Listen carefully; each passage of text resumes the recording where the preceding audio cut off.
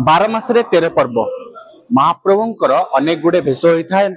श्रीमंदिर एवं भक्त मान दर्शन दे था। भेष भक्त मान उद्देश्य महाप्रभु होता।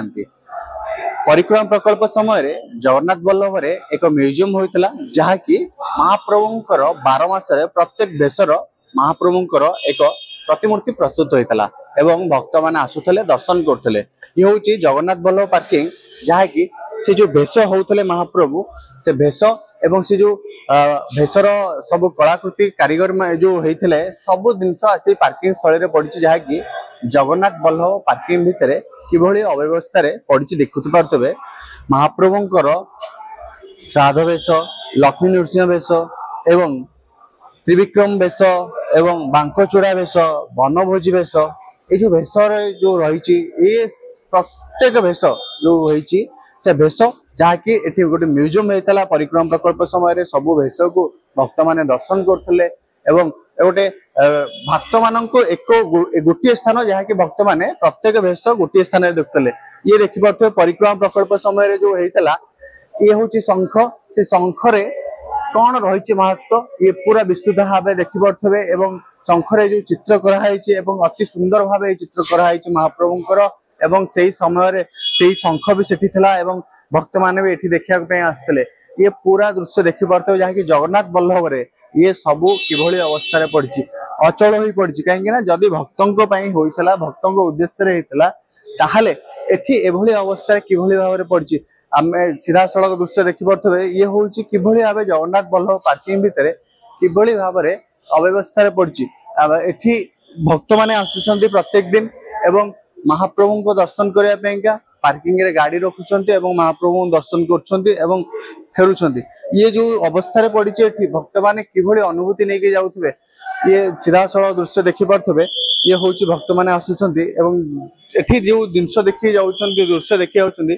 चाचेरा भेष ये पूरा दृश्य देखि पारथबे किभली अव्यवस्था ही पड़ी। महाप्रभुंकर मूर्ति गोटे पटे अव्यवस्था ही पड़ी गोटे पटे एठी एभली अवस्था पड़ी एठी जो भक्त माने आसुचंती से माने कोन अनुभूति नहीं जाउथबे एवं किभली भाव में देखुते ये जगह विस्तृत भाव आम आलोचना करवा ए नहीं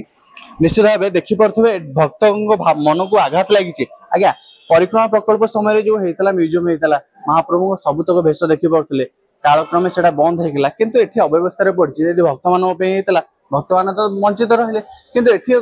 एभली अवस्था पड़ी जो मैंने पार्किंग को आसुच्चे किभली अनुभूति नहीं जाते आपण पूरीवासी किभली देखो ये पार्किंग प्लेस हूँ कहार सरकार